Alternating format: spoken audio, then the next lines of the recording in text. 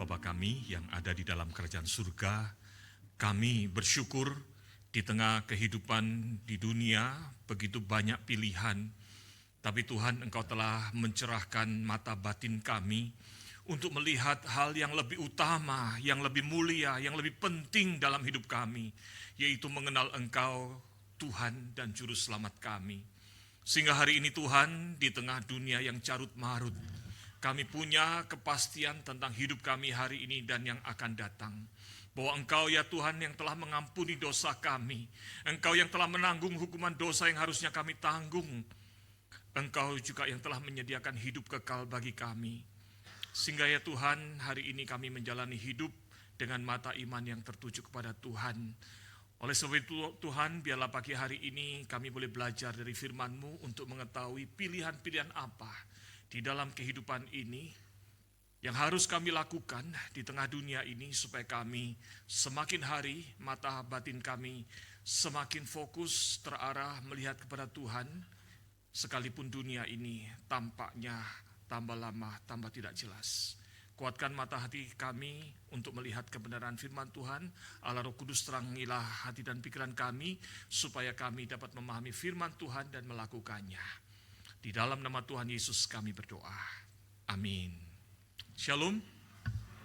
Selamat pagi Bapak Ibu dan Saudara sekalian. Hari ini kita bersyukur memasuki minggu kedua di bulan Juni. Saudara, hari ini kita melanjutkan bacaan firman Tuhan kita, yaitu dari Matius 8 ayat 18 sampai dengan ayat 22. Mari kita baca bersama-sama ya ayat ini. Hanya 5 ayat saudara sekalian, tapi ayat ini adalah ayat yang penting untuk kita renungkan bersama. Ayat genap akan saya bacakan dan nanti ayat ganjil silakan Bapak Ibu sekalian. Matius 8 ayat 18. Ketika Yesus melihat orang banyak mengelilinginya, ia menyuruh bertolak ke seberang.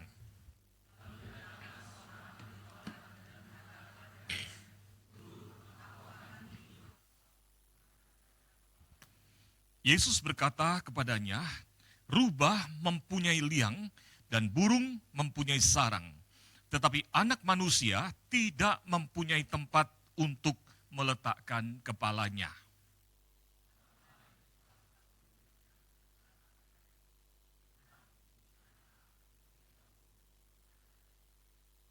Namun Yesus berkata kepadanya, ikutlah aku dan biarlah orang mati menguburkan orang mati mereka.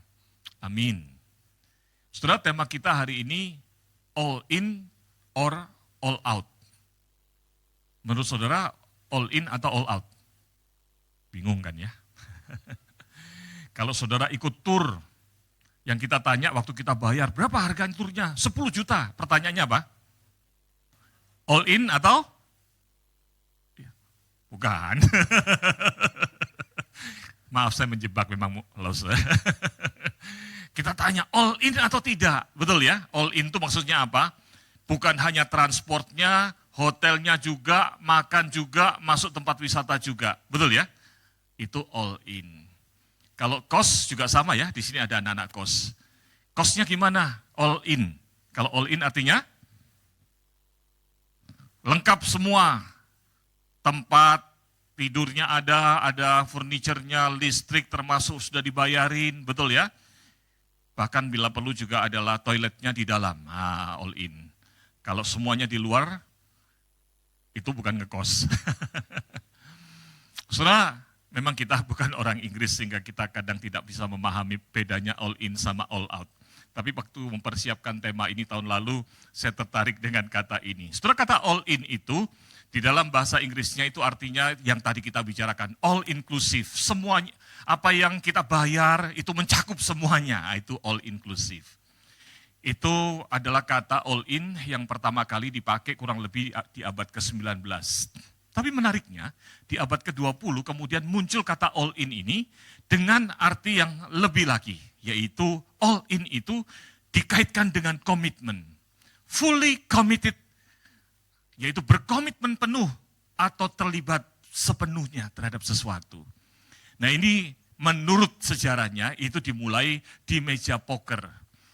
Jadi pada waktu orang berjudi, maka ketika seseorang itu takut-takut, taruh koinnya satu-satu, betul ya? Nah, tapi kalau yang taruhannya gede-gedean, sudah mabok, gila judi, betul ya? Maka semua yang dibawa, koin yang dia punya, taruh di meja, di boxnya itu, di lingkaran itu, lalu dia berkata, all in, artinya apa? Saya pertaruhkan semuanya. Nah, lalu kemudian istilah itu kemudian akhirnya berarti dipakai kemudian untuk suatu arti, yaitu apa? Komitmen sepenuhnya. Seluruh keberadaan saya komitkan, ya, saya tekadkan untuk itu. Nah, itulah yang nanti kita akan pakai di dalam apa yang kita renungkan hari ini. Sementara all out itu adalah bicara tentang kerja habis-habisan. Ya, all out itu bicara kemauan yang kuat, semangat yang penuh, dan usaha yang habis-habisan. All out ini bicara apa? Tindakan.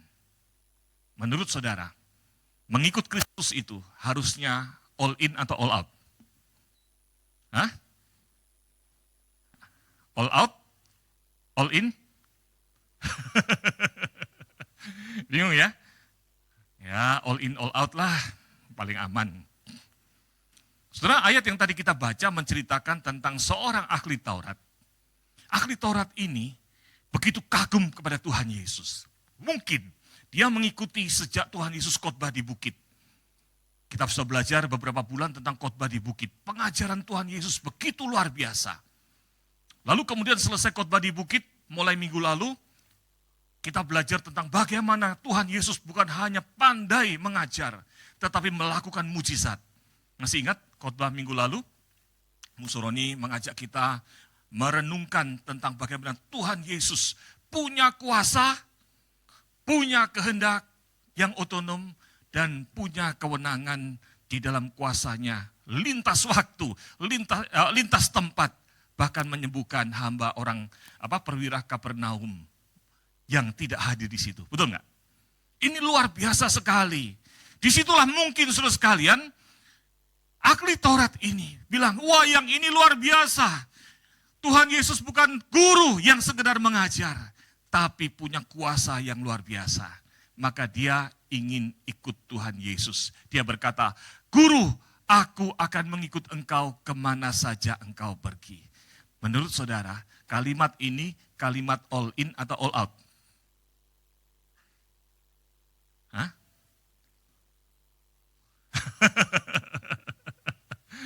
Ya, aku mau bertindak, aku mau ikut kamu, engkau, kemanapun juga, seperti murid yang lain dibawa kemana-mana. Aku mau bicara tentang tindakan, betul nggak? All out. Saudara, kalau ada seorang ahli Taurat yang biasanya posisinya bertentangan dengan Tuhan Yesus, kali ini berkata, aku mau all out Tuhan Yesus. Harusnya Tuhan Yesus senang nggak? Kalau di sini ada orang katakan, pemuka agama lain yang sudah kita doakan untuk kemudian mengenal Tuhan, akhirnya datang, musuh Petrus, saya mau ikut kelas katekisasi, saya mau dibaptis. Senang nggak? Diterima nggak? It's you, it's me, it's our home. Langsung gitu kan? Nah, saudara sekalian, tapi yang menarik adalah Tuhan Yesus kemudian berkata begini. Jawaban Tuhan Yesus berkata, rubah mempunyai liang dan burung mempunyai sarang. Tetapi anak manusia tidak mempunyai tempat untuk meletakkan kepalanya. Menurut saudara, ini jawaban hangat atau dingin? Hah? Bukan katakan, hey, welcome. Betul ya? Tapi dibilang, rubah punya liang, burung punya sarang. Aku enggak punya rumah, memang kamu mau ikut aku? Betul ya? Pertanyaannya mengapa Tuhan Yesus tidak menyambut hangat ahli Taurat yang tanpa antusias mau ikut Tuhan Yesus? Nah, di dua ayat terakhirnya, kemudian ada kisah yang lain tadi kita baca. Yaitu dikatakan salah seorang murid Tuhan, pasti bukan murid yang inti, karena ini adalah orang yang baru menjadi murid. Maka dia katakan sebelum dia ikut jalan sebagai murid, dikatakan, Tuhan, izinkanlah aku pergi dahulu menguburkan ayahku. Pertanyaan saya, orang ini all in atau all out? Kalau tadi yang pertama, kesannya kayaknya all out ya. Kalau ini all in? Komitmennya kuat? Kurang ya. Enggak ada. All out? Enggak juga, malah minta ditunda, betul ya? Tapi yang menarik, kepada orang ini Tuhan Yesus malah mendesak, memaksa, ikutlah aku dan biarlah orang mati menguburkan orang mati mereka. Pertanyaan kembali, mengapa ya Tuhan Yesus itu mendesak muridnya itu untuk mengikut dia sekalipun sedang berduka cita? Bahkan kalau dilihat kalimatnya seolah-olah Tuhan Yesus gak empati terhadap duka cita itu, betul gak? Kalau saya berkata hari ini, kalau ada di antara saudara yang keluarganya meninggal, lalu kemudian, maaf Musa hari ini saya nggak ke gereja. Lalu saya katakan, enggak bisa ya, kalau kamu mau jadi anggota GKY Karawaci, enggak boleh, tetap hari Minggu ke gereja, saya tunggu sekarang. Saudara akan bilang apa tentang saya? Musuhnya galak, diktator gitu ya, nggak punya empati. Besok langsung keluar surat dari sinode, dipindah. Saudara sekalian, kalimat Tuhan Yesus ini tampaknya kurang tidak simpati, bahkan mendesak, saudara. Nah, di dalam dua kisah inilah kita akan belajar hal penting tentang hal mengikut Tuhan Yesus. Saudara, di dalam ayat 18, ketika kita akan merenungkan tentang hal ini, jangan lupa konteksnya. Konteksnya itu adalah Tuhan Yesus baru selesai khotbah di bukit, lalu turun ke Kapernaum, menyembuhkan orang yang sakit kusta, menyembuhkan pegawai dari para perwira yang di Kapernaum itu. Lalu kemudian menyembuhkan mertua Tuhan Yesus, betul ya? Mertua Petrus, ya. Lalu semua orang takjub. Bukan hanya ahli Taurat yang takjub, semua orang takjub. Mereka berkerumun. Dan Tuhan Yesus hari itu menghindari popularitas itu. Maka kemudian dikatakan Tuhan Yesus itu menyuruh para muridnya untuk ayo kita pergi ke seberang. Ke seberang apa? Ke seberang Danau Tiberias. Nah, disinilah kunci penting saudara sekalian. Menurut orang-orang Yahudi pada masa itu, di balik Danau Tiberias itu adalah tempat yang seharusnya tidak dikunjungi oleh orang Yahudi. Kenapa? Di sana adalah kota kafir, tempat kafir. Jadi kalimat pergi ke seberang itu adalah sesuatu yang sebetulnya tidak lazim. Maka saudara sekalian, ketika ahli Taurat melintas batas mau ikut bersama Tuhan Yesus melewati seberang itu, maka sebetulnya itu adalah satu hal yang sangat emosional. Dia nggak pikir, ini kan sebetulnya adalah hal yang tabu diucapkan, apalagi ahli Taurat. Untuk melintasi Danau Tiberias, datang ke kota, ke wilayah kafir. Berarti apa yang dia ungkapkan ini adalah sesuatu yang emosional. Yang gerasak gerusuk karena terpesona oleh Tuhan Yesus. Tapi tidak dipikirkan dalam-dalam. Maka saya suka apa yang ditulis di dalam satu commentary, dikatakan begini. Kita menyebut orang ini sebagai murid yang tergesa-gesa. Atau murid yang bertindak secara gegabah. Enggak dipikirin. Ikut Tuhan, ikut. Tapi sejauh mana engkau tahu perjalanan itu? Seberapa besar komitmenmu? Sedalam apa? Saudara, kita mengikut Tuhan harus memahami seberapa dalam sih arti mengikut Tuhan itu. Bahkan ahli Taurat ini luar biasa. Dia memakai satu kata sama seperti kata yang diucapkan oleh Tuhan Yesus di dalam ayat 22 ketika Tuhan Yesus berkata, ikutlah aku. Kata itu adalah kata akoluteo. Kata akoluteo itu berasal dari kata a, yaitu satu komponen kesatuan, ya. Lalu kemudian kelutos itu jalan. Artinya apa? Akuluteo itu artinya adalah Tuhan, aku mau sejalan bersama-sama engkau. Tapi kata ini artinya lebih dalam sekedar barengan atau join. Kata ini bukan bicara Tuhan aku mau nebeng, Tuhan aku mau ikut. Tetapi kata ini sebetulnya artinya adalah lebih dari sekedar berjalan di belakang seseorang. Kata ini menunjuk pada respons yang disengaja, yang melibatkan seluruh keberadaan saya. Yang mencerminkan keterikatan saya dengan orang yang saya ikuti. Ketaatan saya, kebersamaan saya terus-menerus dengan orang yang saya ikuti. Itu arti kata ikut ini. Kira-kira orang ini ngerti nggak sih ketika dia berkata, aku mau ikut engkau. Bahkan kata ini di dalam konteks pemuridan, itu adalah kata kunci, kata kerja utama. Yang merangkumkan siapa sih seorang murid Kristus itu. Seorang murid Kristus atau matetes itu adalah orang yang mendengar panggilan Kristus. Meninggalkan segala loyalitas yang lain. Meninggalkan segala kesetiaan terhadap aspek-aspek lain. Aku hanya mau setia kepada satu, kepada Kristus. Dan terus menerus hidup dalam persekutuan dengan Kristus. Itu arti kata ikut.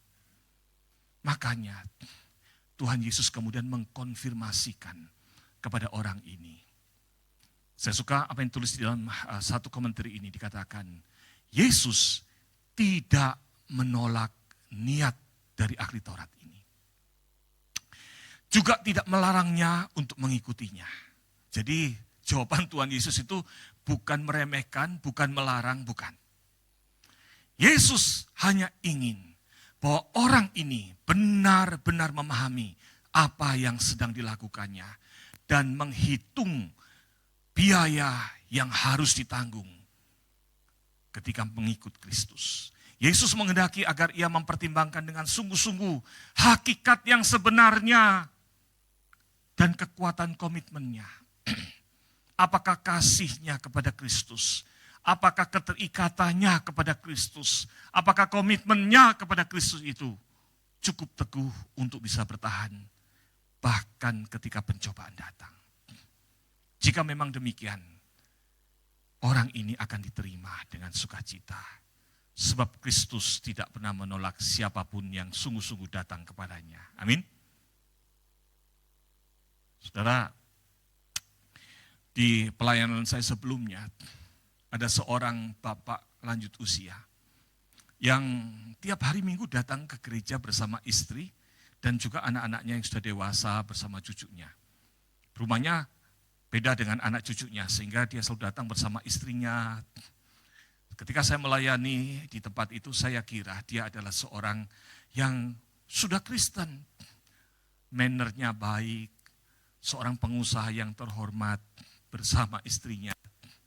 Tapi kemudian beberapa rekan mengatakan, Bapak itu masih belum percaya kepada Tuhan Yesus, belum pernah dibaptis. Maka suatu hari saya tanya, Pak, saya dengar Bapak sedang bertumbuh untuk mengenal Tuhan Yesus. Ayo, kapan saya bimbing untuk mungkin kalau Bapak siap nantinya dibaptis. Bapak ini berkata dengan sopannya, sangat sopan. Saya hormat sekali sama Bapak ini. Kalimatnya baik dan sangat sopan, dia berkata, Pak Petrus, Musa, dia bilang gitu ya, Musa Petrus, saya ini, biarkan saya belajar dahulu dari firman-Nya Tuhan. Saya senang kok datang, saya senang dengar khotbah di gereja, tapi hati saya masih belum. Saya masih punya pertimbangan banyak. Saya masih harus merawat Abu di rumah. Sudah tahu maksudnya ya? Saudara, beberapa kali saya ajak bicara, 2-3 kali, jawabannya kurang lebih seperti itu. Dan dia berkata, nanti pada waktunya saya akan ngomong sama Musa Petrus kalau waktunya tiba. Saudara, tapi anak-anaknya bilang gini, Papa itu kalau dengerin khotbah di gereja senang banget. Dia berkata, wah, kan anak-anaknya tanya, Papa ngerti gak sih khotbahnya Musa Petrus? Kan kadang-kadang khotbahnya pusing ya. Lalu papanya bilang gini, saya senang dengar khotbahnya Musa Petrus. Saya bukan sombong, saudara. Cuma itu jawaban papanya gitu. Lebih jelas daripada khotbah di tempat rumah ibadah saya. Gitu. Wah, berkali-kali itu bukan hanya kepada anak satunya lagi bilang gitu. Jadi bapak ini seperti ahli Taurat tadi yang sedang berminat terhadap pengajaran. Betul ya? Tapi belum bergerak. Tapi Tuhan mengetuk hatinya. Suatu hari pada waktu COVID, di tengah-tengah COVID, Bapak itu telepon saya dan berkata, Musa Petrus, sekarang saya sudah siap. Haleluya. Setiap kali mengingat telepon itu, saya terharu. Bapak yang saya doakan tiap hari, yang tiap minggu saya jumpai, berkata, Musa Petrus sekarang saya siap. Bukan karena dia sakit saudara, dia dalam keadaan tidak ada yang kena sakit sepanjang COVID, itu seluruh keluarganya aman, karena mungkin terjaga, keluarga yang mampu. Tapi dia berkata, sekarang saya sudah siap Musa Petrus, Tuhan sudah buka jalan. Saya bisa percayakan semua sesembahan abu saya dan patung saya kepada satu pihak. Maka setelah itu, tolong doakan tanggal sekian saya akan lakukan itu. Setelah itu siapkan kelas buat saya. Saya mau siap katekisasi dan dibaptis. Haleluya. Amin. Tuhan tidak menolak orang yang mencari kepada ahli Taurat ini. Tuhan tidak berkata, sorry ya, engkau all out. Jatuh bangun tapi nggak ada komitmennya. Tidak all in. Tapi Tuhan Yesus berkata, engkau all out. Engkau mau mengikut Tuhan dengan tenagamu. Dengan apa yang dapat engkau lakukan. Tapi pertanyaannya, apakah engkau all in? Mau memberi diri dengan sepenuhnya. Bahkan ketika engkau harus mengikut Tuhan yang tidak punya rumah ini. Yang hidupnya ini penuh dengan tantangan ini. Saudara, selesai Tuhan Yesus mengingatkan orang ahli Taurat ini. Kalau kita tahu perjalanan selanjutnya, ayat-ayat selanjutnya, saudara lihat ayat 23 dan seterusnya. Maka Tuhan Yesus pergi ke seberang danau. Betul ya? Belum sampai seberang, di tengah danau telah terjadi badai. Jangankan ahli Taurat itu, muridnya sendiri juga ketakutan, betul enggak? Tuhan bangun dong, ada badai, kok Tuhan tidur-tiduran, betul enggak? Saudara tahu kisah itu, minggu depan kita akan bahas itu. Saudara, belum lama Tuhan bicara, baru selesai bicara itu dan Tuhan pergi ke seberang. Belum sampai seberang, di danau itu dihadapi adalah badai yang membuat gentar para murid.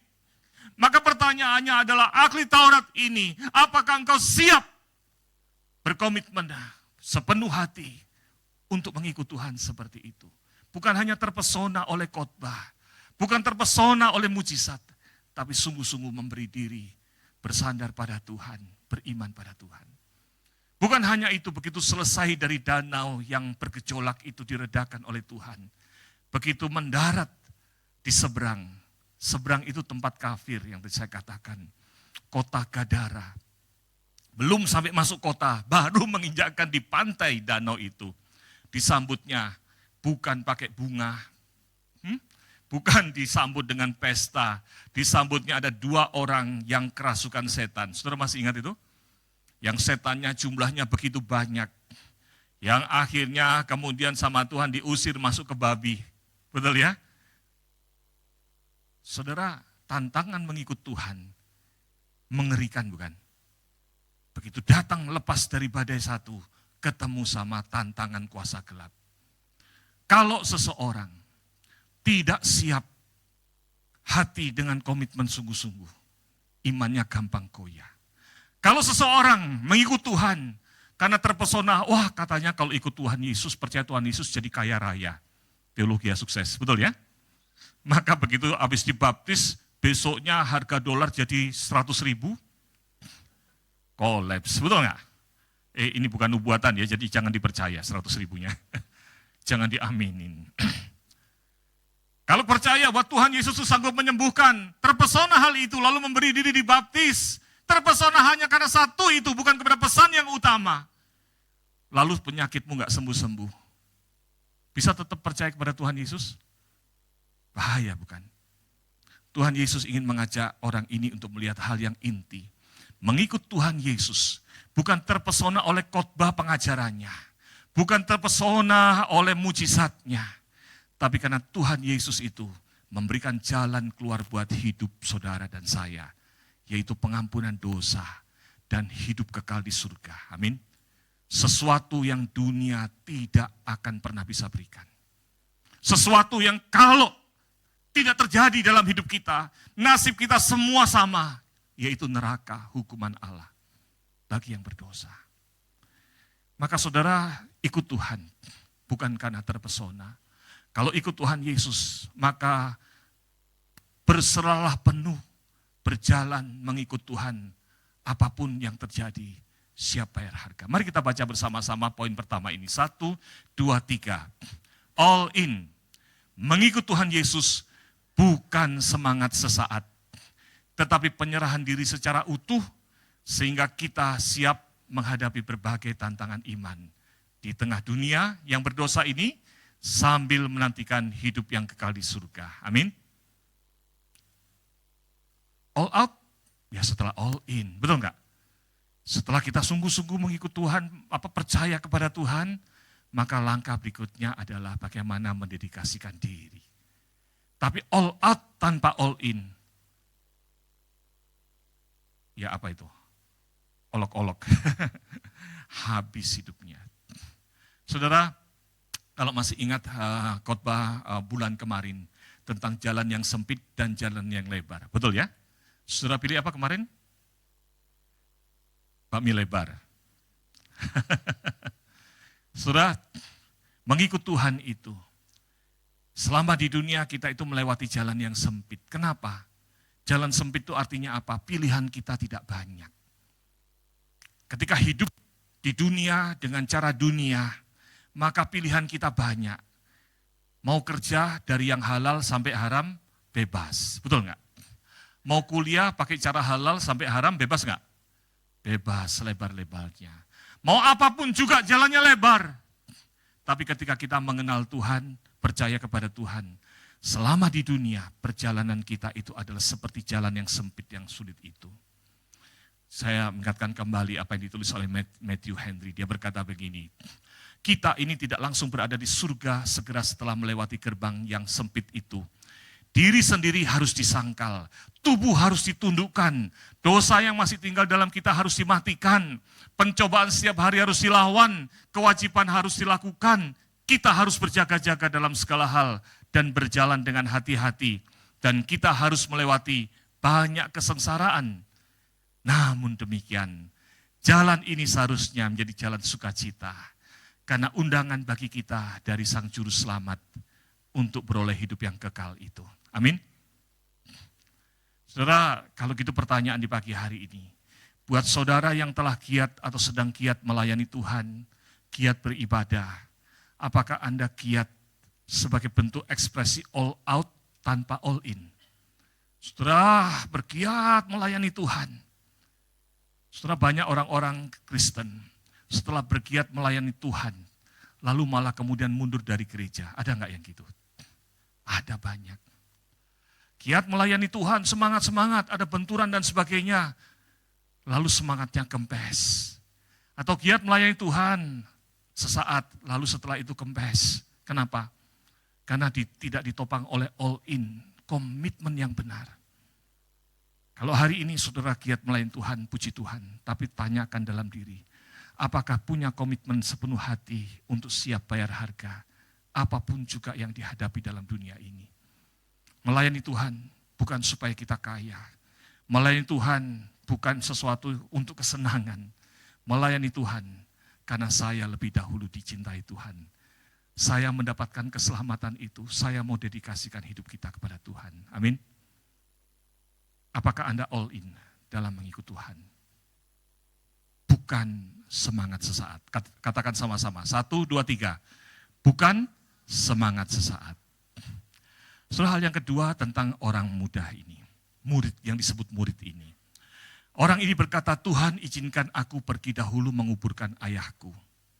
Saudara, Jamieson Fausset dan Brown di dalam Bible Commentary-nya dia berkata begini, ini adalah murid yang disebut murid sang penunda, yang suka nunda-nunda. Murid yang entangled, yaitu apa? Murid yang berbelit-belit, yang berbelit-belit dengan banyak urusan sehingga tidak bisa bikin keputusan, suka menunda-nunda. Termasuk apa? Menunda percaya Tuhan Yesus. Menunda apalagi setelah percaya Tuhan Yesus, menunda untuk melakukan ketaatan kepada Tuhan. Saudara termasuk yang begitu enggak kira-kira? Kenapa dikatakan demikian? Saudara, sebetulnya ketika murid ini berkata, aku akan menguburkan, izinkan aku menguburkan ayahku yang meninggal. Itu kemungkinan pertama adalah benar, ayahnya meninggal. Tapi saudara, tradisi Yahudi itu adalah begini. Kalau ada orang yang meninggal, dia harus dikubur di hari yang sama. Jadi kalau orang ini masih bersama-sama dengan Tuhan Yesus, maka kalau dia bilang, saya minta izin ya pulang kampung dulu, mau menguburkan bapak saya. Kira-kira keburu nggak? Nggak keburu. Jadi kemungkinan yang pertama ini tidak. Karena tradisinya itu adalah meninggal hari ini, kubur hari ini. Berarti sebetulnya ini adalah kemungkinan yang kedua. Dan memang ada tradisi di dalam tradisi Timur Tengah. Bahkan William Barclay masih ketika di abad ke-19 dan 20 itu ada misionari. Bukunya dalam buku William Barclay dikatakan. Yang kemudian dia bertemu dengan seorang rekannya, orang muda dari Suriah. Ketika orang itu lulus dari kuliah dikatakan, kamu jangan kuliah, jangan pulang ke negaramu. Ayo setelah kuliah kita keliling dunia. Kita bagikan pengetahuan yang telah kita pelajari. Orang muda itu berkata begini, aduh minta maaf ya, izinkan saya mengubur papa saya. Nah misionari itu begitu mendengar anak muda ini berkata begitu, langsung spontan misionari berkata apa? Saya turut belasungkawa. Kapan papamu meninggal? Oh maaf, papa saya belum meninggal. Loh maksudmu apa? Papa saya masih hidup, masih seger. Jadi maksudnya apa kalimat ini? Maksudnya adalah bahwa izinkan saya kembali. Hidup bersama ayah saya dahulu. Hidup menjalankan aktivitas sebagai tanggung jawab saya sebagai anak. Sampai nanti suatu hari ayah saya meninggal, tanggung jawab sudah selesai, baru saya mau ikut. Itu maksudnya. Itulah sebabnya murid ini disebut murid yang suka menunda dan cari alasan, kebelit sana sini. Pada dasarnya cari alasan untuk tidak mau melakukan. Betul ya? Makanya Tuhan Yesus berkata, jawaban Tuhan Yesus sebetulnya agak pedas. Tuhan Yesus berkata begini, ikutlah aku dan biarlah orang mati menguburkan orang mati mereka. Menarik saudara, ada dua kata orang mati. Kata orang mati yang pertama, itu bicara tentang orang yang mati rohani. Biarlah orang yang mati rohani, biarlah orang yang tidak memenuhi panggilan Sang Juru Selamat, melakukan tanggung jawabnya, yaitu apa? Ngurusin orang yang mati secara fisik. Artinya apa? Menjalankan tanggung jawabnya. Silakan. Kalau kamu mau ngurusin urusan tanggung jawab dunia sehingga engkau menolak panggilan Sang Juru Selamat, silakan itu. Jadi di dalam Ellicott's Commentary dikatakan kalimat ini baik ya, dikatakan kalimat ini sedang mengatakan bahwa biarlah mereka yang tidak memiliki kehidupan rohani tetap berkutat dalam lingkupan tugas-tugas lahiriah yang rutin dan mengorbankan kesempatan rohani yang paling berharga dalam diri mereka demi yang lahiriah itu. Kalau saudara merasa bahwa tanggung jawab dunia itu lebih penting, urusan ini itu, dan menunda-nunda untuk percaya kepada Tuhan Yesus, menunda-nunda untuk menerima kesempatan diampuni dosanya, ditebus supaya selamat, maka firman Tuhan mengatakan, ya sudah silakan hiduplah dengan cara hidupmu itu. Hilang kesempatan yang berharga yang Tuhan sediakan. Kalau saudara telah mengenal Kristus di dalam hidupmu sebagai anak Tuhan, yang penting aku sudah masuk surga, sisanya adalah jalan aku jalani dengan caraku sendiri. Tuhan berkata, Tuhan mau panggil engkau melayani Tuhan di gerejanya, memberitakan Injil, menjadi berkat di tengah masyarakat. Engkau bilang, Tuhan, tunggu harga dolar jadi Rp1.000. Enggak sampai-sampai, betul enggak? Itu seperti orang ini. Waktu mau mengikut Tuhan, alasannya adalah apa? Tunggu, saya mau kuburkan papa saya. Papanya belum meninggal, betul enggak? Itu sama aja mengharapkan apa? Tunggu Tuhan, saya belum mau melayani Tuhan.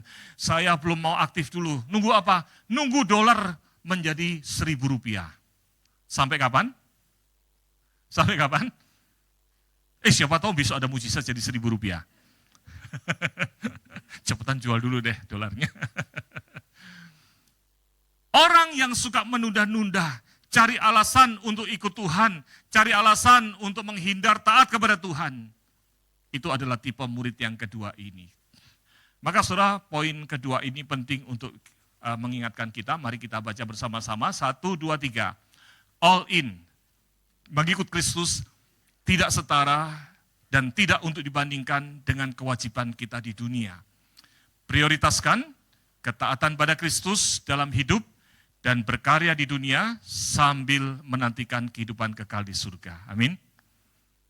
Mengikut Tuhan itu jangan ditunda-tunda. Taat kepada Tuhan itu jangan ditunda-tunda. Jangan bandingkan antara taat sama Tuhan dengan menjalankan tanggung jawab saya di dunia. Itu tidak sebanding, tidak setara. Betul nggak? Kadang-kadang ketika bertemu dengan jemaat, ada saja alasan. Ayo beribadah, ayo datang ke kebaktian doa. Biasanya alasannya apa? Musa masih banyak kerjaan. Saudara, kalau masih banyak kerjaan, saudara tidak ke gereja. Nanti kalau sudah kehilangan kerjaan, ke gereja enggak? Halo? Halo? Enggak juga, marah sama Tuhan, betul enggak? Memang niatnya kakak mau kebaktian doa. Betul enggak? Melayani Tuhan. Maaf Musa, saya baru naik jabatan, pasti sibuk ini. Biasanya saya doakan, kalau gitu saya doakan ya supaya kamu turun jabatan lagi. Saya pernah, saudara, punya rekan yang sudah punya 4 perusahaan, masih muda, lebih muda dari saya, punya 4 perusahaan. Sibuknya luar biasa dan kayanya lumayan untuk ukuran seusia di bawah saya, mungkin 4 tahun, saudara. Wah, luar biasa. Suatu hari dia datang kepada saya, dia berkata, Musa, minta maaf ya, mungkin tahun depan saya nggak lagi jadi pengurus. Oh, kenapa? Ada masalah, sakit atau apa, gitu kan? Kita kan harus empati. Lalu orang ini berkata, begini Musa, saya itu sudah 4 perusahaan luar biasa, itu berkat Tuhan Musa.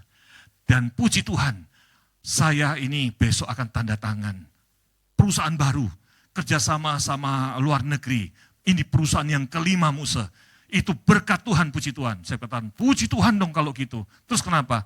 Ya itu, gara-gara itu nanti saya sibuk. Jadi saya nggak bisa lagi melayani. Oh gitu. Dan saya bilang sungguh saudara, karena ini kan teman saya. Saya katakan, ayo berdoa, ayo. Doa apa ya Musa? Saya doakan supaya besok nggak jadi tanda tangan. Kan lucu. Berdoa minta diberkati Tuhan, tambah perusahaan, bahkan mengatakan puji Tuhan tambah perusahaan. Lalu kemudian tambah tidak taat kepada Tuhan. Masuk akal enggak saudara? Kagak masuk akal. Itulah orang-orang yang putar-putar seperti ini. Maka saudara sekalian, hidup ini memang penuh tantangan. Hidup ini memang kita itu dihadapkan pada banyak hal. Tapi komitmen kepada Tuhan itu haruslah menjadi prioritas. Saudara, di dalam Yakobus 1 ada bagian yang indah sekali. Diawali dengan kalimat begini, saudara-saudaraku, anggaplah sebagai kebahagiaan apabila kamu jatuh ke dalam berbagai pencobaan. Sebab kamu tahu bahwa ujian terhadap imanmu itu menghasilkan ketekunan. Biarlah ketekunan itu memperoleh buah yang matang supaya kamu menjadi sempurna dan utuh serta tidak kekurangan apapun. Lalu ayat 5 menarik. Di tengah-tengah kamu menghadapi pergumulan-pergumulan untuk mematangkan dewasamu itu, namun apabila di antara kamu ada yang kurang berhikmat, hendaklah ia memintanya kepada Allah yang memberikan kepada semua orang dengan murah hati tanpa mencelah, maka hal itu akan diberikan kepadanya. Hendaklah ia memintanya dalam iman dan sama sekali jangan bimbang, sebab orang yang bimbang seumpama gelombang laut yang diombang-ambingkan kian kemari. Orang yang bimbang, tidak maju, tidak mundur, tidak bisa ngambil keputusan. Maka dikatakan di dalam ayat 7, orang yang demikian janganlah mengira bahwa ia akan menerima sesuatu dari Tuhan. Orang itu ragu-ragu atau dipsukos. Jiwanya terbelah. Dan orang yang jiwanya terbelah tidak bisa ambil keputusan, tidak ada berkat Tuhan di dalamnya, dan hidupnya penuh ketidakpastian. Maka saudara sekalian, jangan menjadi murid yang mendua hati seperti yang kedua tadi. Yang maju mundur, yang hatinya terbelah, yang tidak bisa mengambil keputusan, menunda-nunda. Ikutlah Tuhan dengan setia dan sungguh-sungguh. Amin. Saudara, apakah Anda sedang menunda untuk beriman kepada Kristus? Kalau ada di antara kita yang belum pernah percaya kepada Tuhan Yesus, jangan tunda lagi. Apakah beragam persoalan dan tanggung jawab membuat Anda tidak sungguh-sungguh taat dan beriman pada Kristus? Mari fokus untuk beriman kepada Tuhan. Katakan, bukan semangat sesaat. 1, 2, 3. Bukan semangat sesaat. Yang kedua, tidak setara dengan kewajiban dunia. Tidak setara dengan kewajiban dunia. Ikut Tuhan, fokus, jangan terecoki oleh hal-hal yang menghambat imanmu. Mari kita berdoa. Tuhan Yesus, kami mau hidup berjalan dengan Tuhan. Kami ingin menjadi murid Tuhan yang setia mengikut Tuhan kemanapun Engkau memimpin kami. Teguhkan iman kami Tuhan, supaya setiap kami menghadapi dunia yang tidak mudah, kami dapat menjalaninya dengan baik, dengan terus bersandar pada Tuhan. Di dalam nama Tuhan Yesus kami berdoa. Amin.